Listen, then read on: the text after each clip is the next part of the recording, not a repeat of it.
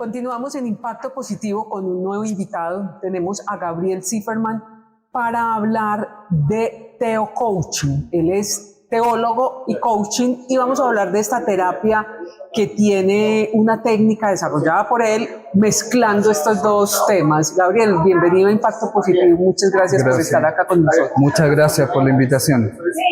Bueno, Gabriel, entremos en materia rápidamente porque el tema nos da para mucha conversación. ¿Y en qué consiste el teocoaching? Bueno, es una combinación, ¿no es cierto?, de teología y de coaching. Sí. Yo soy teólogo y coach. Bueno, en primer lugar, explicar qué es teología. Teología es entender inteligentemente lo que creemos. Y en la práctica, en la vida diaria, lo que nos gobierna son las creencias. Entonces... y estamos movidos por las creencias a todo nivel. A todo nivel, sí. Claro. Sí.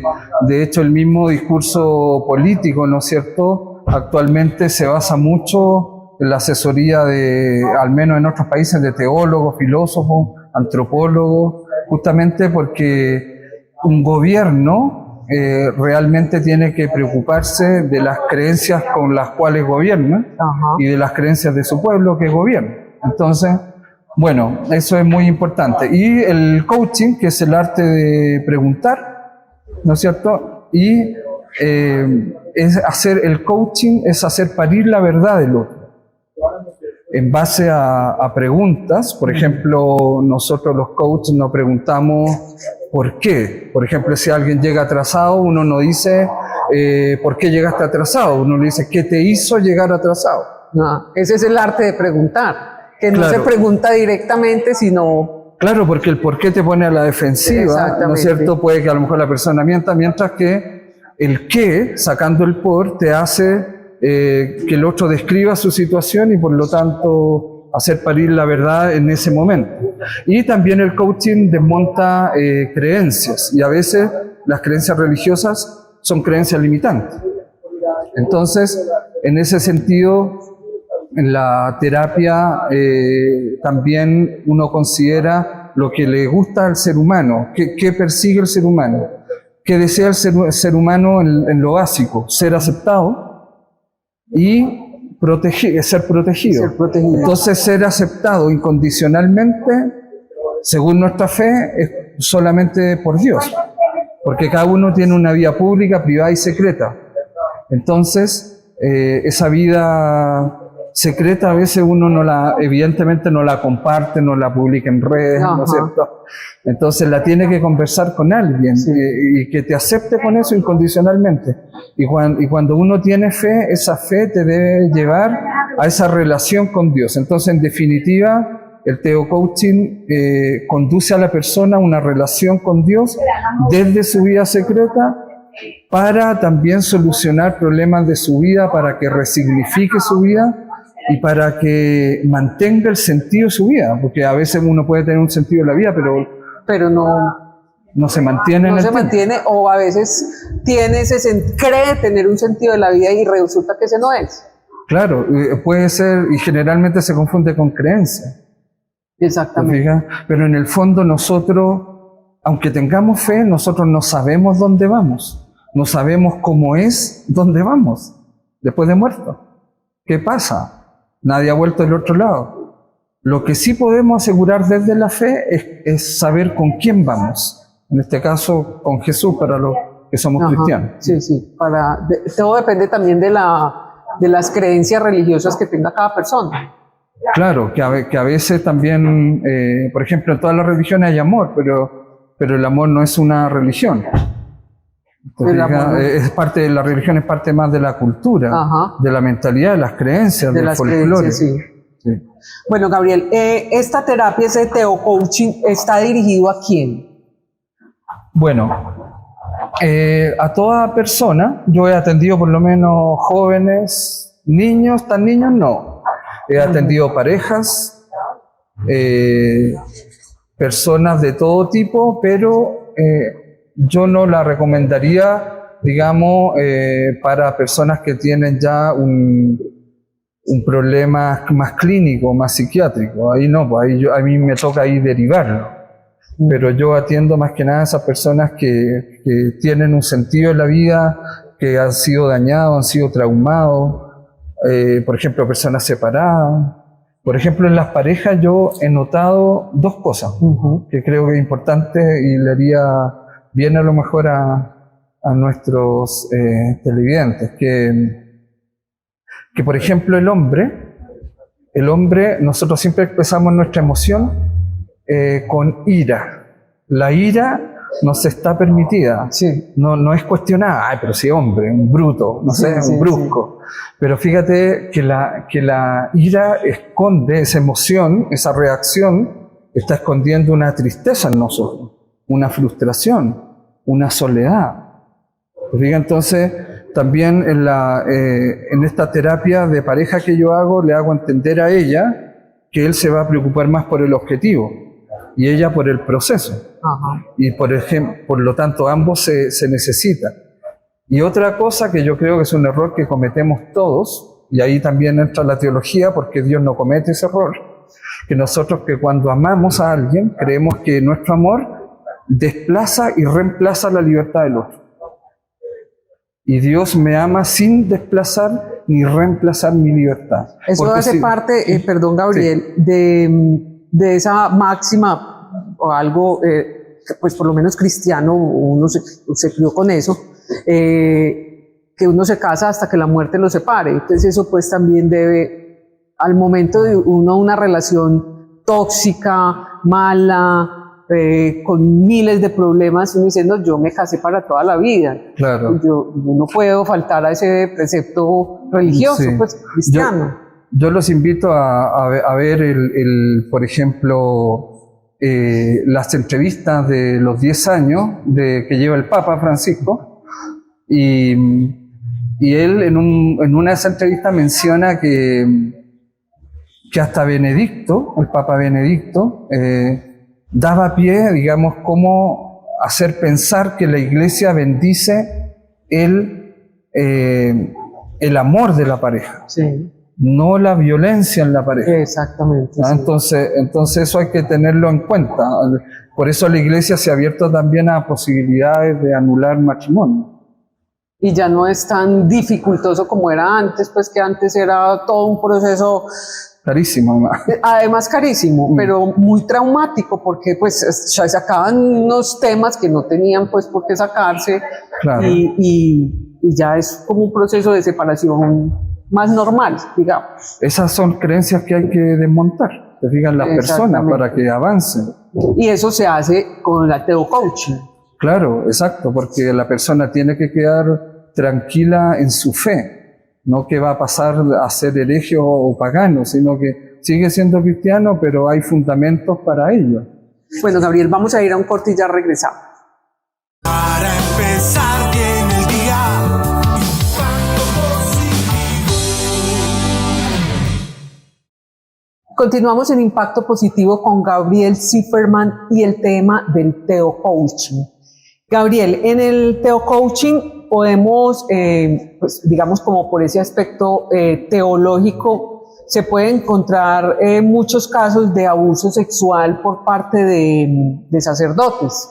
Sí. Y pues digamos que sean seminaristas o monaguillos, personas que tienen la fe muy arraigada y que pues digamos se dejan manipular fácilmente por el poder de un sacerdote.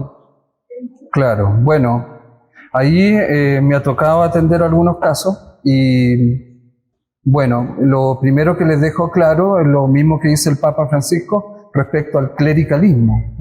El clericalismo lo define el Papa y el cardenal también Salazar, emérito creo que ya es, ¿no es cierto?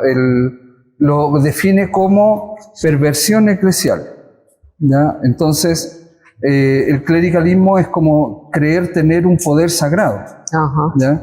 Pero el poder del sacerdote es el poder del servicio, el poder servir. Por eso se dice orden del ministerio sacerdotal, ¿ya? Entonces, o sacramento del ministerio del orden sacerdotal, más exactamente, ministerio significa servicio. Ajá. Entonces ahí entran las creencias, ¿te fijas? Uno Sí. no puede creer clericalistamente. A veces los que sostienen más eso son los laicos que los mismos sacerdotes. Ahora, en ese sentido, ¿no es cierto?, el Papa, cuando vino acá y fue al seminario pontificio, invita, ¿no es cierto?, y ordena más que nada a que la formación vaya superando esas cosas, el clericalismo. Y la persona, claro, queda dañada en su fe, incluso en Dios. Entonces, y se hace parte del 17% de la humanidad, porque es fe sin iglesia, fe sin institución eclesial. Va en aumento eso. Es la misma cantidad de católicos en el mundo, el 17%. Así que, de hecho, mi esposa es una, digamos, se confiesa así, una fe con relación con Dios, pero sin instituciones eclesiales, claro. Y yo le respeto eso, evidentemente. Entonces, es que lo que pasa, que el proceso básico es como el siguiente. Primero, yo tengo que tener sobre la mesa la mayor información posible. La reúno con el consultante. Sí. Conocemos la información, después la entendemos, la racionalizamos. Después la empezamos a conectar. Por eso esto. Por eso esto otro. Entonces la empezamos a comprender. Y después viene el proceso de aceptación de esa realidad. Y después la pregunta final, ¿tú puedes con eso? En las parejas también. Sí, claro. En las parejas, por ejemplo. Esa es como la metodología del Teo Coaching, más o menos. Exacto. Y las herramientas que uno se basa, bueno, las propias del coaching, más yo uso también un test de temperamento, porque el temperamento como no se puede modificar, es importante que el otro sepa qué no va a modificar. Y eso no hay ninguna terapia la va a cambiar, jamás. Exacto. Y también la descodificación emocional, es lo que yo uso mucho. Por ejemplo, me ha tocado un caso de que, por ejemplo, la persona dice, a mí siempre toda la vida me ha sudado las manos y los pies. Eso a veces tiene que ver con un acoso paternal en la infancia. ¿Qué tan tenaz? ¿Te fijas? Entonces ahí uno empieza a hacer preguntas respecto a hacer parir esa verdad, si es que existe, y generalmente siempre coincide. ¿Te fijas? Entonces, pues ya la experiencia te ha dado pues todos esos parámetros para poder orientar bien una entrevista y llegar a esas respuestas. Claro, es más rápido. Por eso es la primera sesión que yo hago. Este proceso es más o menos de 4 o 6 meses. Pero la primera sesión es una exploratoria, donde yo hago preguntas, porque cuando algo importa, todo importa. Todo importa. Entonces, preguntas también en el ámbito de los malestares físicos, las operaciones, las enfermedades, todo eso. Tuve un caso que, por ejemplo, la persona me decía que a los 8 años había sufrido hepatitis B. Entonces eso uno dice, vivía a los 8 años un ambiente tóxico que lo invadía y anulaba su voluntad. Uno comienza a pensar en abuso. Claro. ¿Ya? Entonces trata de indagar eso y efectivamente después la persona que nunca le había dicho a nadie en su vida se sorprende de que cómo uno puede haber llegado a eso tan rápido. Sí. Y justamente por eso es muy interesante la descodificación emocional, porque cuando nosotros no expresamos con palabras, lo expresamos por dolores. Entonces eso es importante tomarlo en cuenta. Generalmente resulta la enfermedad, salta la enfermedad cuando uno no es capaz de expresarlo. Claro, el síntoma, la enfermedad es el síntoma, no es el problema. Son los síntomas. Claro, no exactamente, no el problema. Disculpa, y lo otro es que, por ejemplo, en Teo Coaching, cuando la persona tiene fe, porque a mí yo he atendido también gente que no tiene fe, o que no le interesa mucho, o que alcanza la fe incluso, en la terapia, pero, por ejemplo, que la persona ore específicamente por lo que le pasa. La persona ya no ora en general, ora específicamente, ayúdame Dios con tu gracia a superar esta desconfianza. Por ejemplo, un abandono en los primeros 8 años de vida, el trauma que queda es desconfianza básica. Claro. Desconfianza básica quiere decir que cada vez que alguien te dice que te ama, tú dudas que sea verdad. Entonces puedes pasar cerca de la felicidad o pasar de largo. Y nunca verla. Claro, y nunca verla. Claro, porque ciega ahí toda completamente su panorama de relaciones. Sí, Porque cree que exactamente. todo el mundo lo está engañando. Sí. Bueno, Gabriel, ya para terminar, ¿dónde te pueden consultar? Porque con seguridad, y rápidamente para que hablemos también de Fratesi. Entonces damos tus redes sociales y nos cuentas un poquito de Fratesi. Bueno, principalmente mi red social sería el WhatsApp, no es lo más directo, ¿verdad?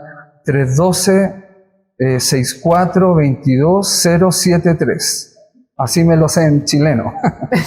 Claro. Entonces, bueno, Fratesi es una fraternidad teológica, católica y ecuménica, estamos legalizándola como corporación. Tiene 3 pilares principales: una capacitación teológica contemporánea, eventos intereclesiales, interreligiosos, interculturales. Ya hicimos uno el 4 de abril en el Museo de la Memoria. A pesar de ser Semana Santa, nos fue muy bien, tuvo buena asistencia, y donde se encontraron, la idea de eso es encontrar gente que es más o menos antagónica, civiles, militares, pro vida, feministas, protestantes, católicos, tradicionales, de los ámbitos políticos también, y lo logramos, gracias a Dios. Estaban admirados de que lo habíamos logrado. Y el otro tercer pilar es que trabajamos en el encuentro con el hermano que sufre situación de calle. A mí me molesta mucho cuando escucho por ahí, ¿no es cierto?, a políticos y periodistas también, que hablan de habitantes de calle. Pues si habitantes de calle, una rata y una cucaracha. Ay, qué horror. Ellos son personas en situación de calle, personas privadas de libertad. Es decir, siempre la dignidad de la persona no se debe perder. Y como nosotros somos fraternidad, para nosotros no existe la palabra pobres. Todos somos pobres dependiendo con quién nos comparemos. Sí. Pero ellos son hermanos que sufren. Hermanos que sufren situación de calle, hermanos que sufren violencia, hermanos que sufren, etcétera. Pero hemos sacado el concepto pobre de nuestra mentalidad, porque es la forma de ser fraterno. Y nosotros, nuestra tesis principal, sobre todo para Colombia y como aporte a la paz, es que la fraternidad impide iniciar el conflicto.